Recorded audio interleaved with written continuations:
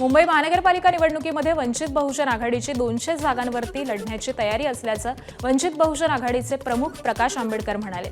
तसंच मुंबई महापालिकेसाठी ठाकरे बंधूंचा फॉर्म्युला ठरलाय, त्यांचं सर्व सेटल झालं, 1 ते 2 जागांवरून वाद असू शकतो असे देखील प्रकाश आंबेडकर म्हणाले। सगळ्या मुली पाहणं आहेत हे बरोबर आहे, ती पसंत आली बरोबर होणार, अजून झालीच नाही, अजून झालीच नाही हे तर कुठं सांगणार। चहा पाण्याचा कार्यक्रम सुरू आहे। नगरपालिकेमध्ये बऱ्यापैकी आलेलो विदाउट फंड्स विदाउट। तुम्ही एक बातमी काल अशी होती की 50 जागांबद्दल आग्रही आहेत मुंबईत, 50-50 म्हणत असं जवळपास 112-113 राखला जाईल। आम्ही असं तिथे आता 200 जागेंच्या लढण्याच्या तयारीमध्ये आहोत। सध्या काँग्रेस आणि वंचित बहुजन आघाडी एकत्र येण्याच्या चर्चेला जोर धरलेला असतानाच पहिला प्रस्ताव कोणी द्यावा यावरून आता दोन्ही पक्षांमध्ये ओढाताण सुरू झाली आहे। पहले आप यावरूनच दोन्ही पक्षातील आघाडीमध्ये चर्चा थांबली आहे।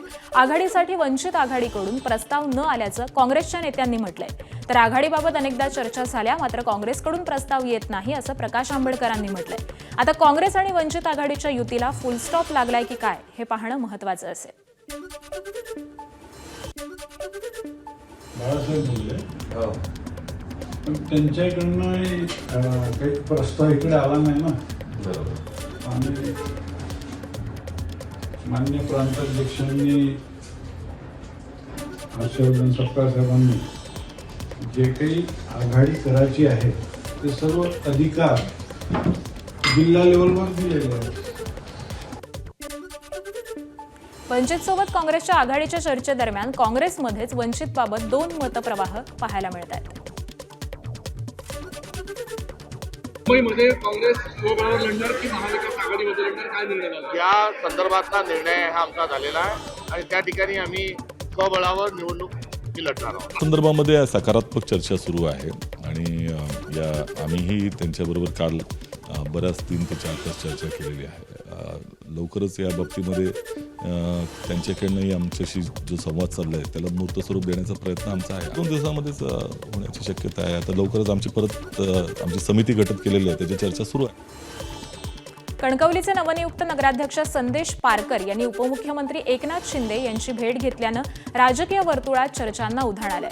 या भेटीनंतर पारकर शिवसेनेमध्ये जाणार का अशी जोरदार चर्चा सुरू झाली आहे। विशेष म्हणजे नुकत्याच झालेल्या नगरपरिषदेच्या निवडणुकीमध्ये संदेश पारकर यांनी शहर विकास आघाडीच्या माध्यमातून निवडणूक लढवली होती। या निवडणुकीमध्ये त्यांना आमदार निलेश राणे यांचा पाठिंबाही मिळाला होता, त्यामुळे संदेश पारकर त्यांच्या पुढील राजकीय भूमिकेकडे सगळ्यांचंच लक्ष लागलंय। नाशिकमध्ये ऐन पालिका निवडणुकीच्या तोंडावरती काँग्रेसला मोठा धक्का बसलाय। काँग्रेसचे प्रदेश सचिव राहुल दिवेंनी राजीनामा दिलेला आहे। स्थानिक पातळीवरती निर्णय घेण्याची मुभा मिळत नसल्याचं म्हणत त्यांनी नाराजी व्यक्त केली आहे। पालिका निवडणुकांसाठी मनसेसह इतर पक्षांसोबत आघाडी करण्याची इच्छा होती, मात्र अडवणूक करण्यात आल्याचं म्हणत दिवेंनी नाराजी व्यक्त केली आहे।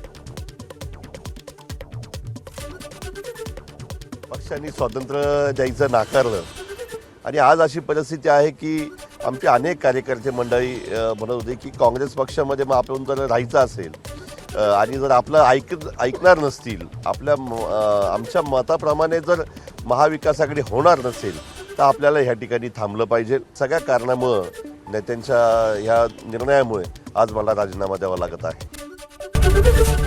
एबीपी माझा, उघडा डोळे बघा नीट।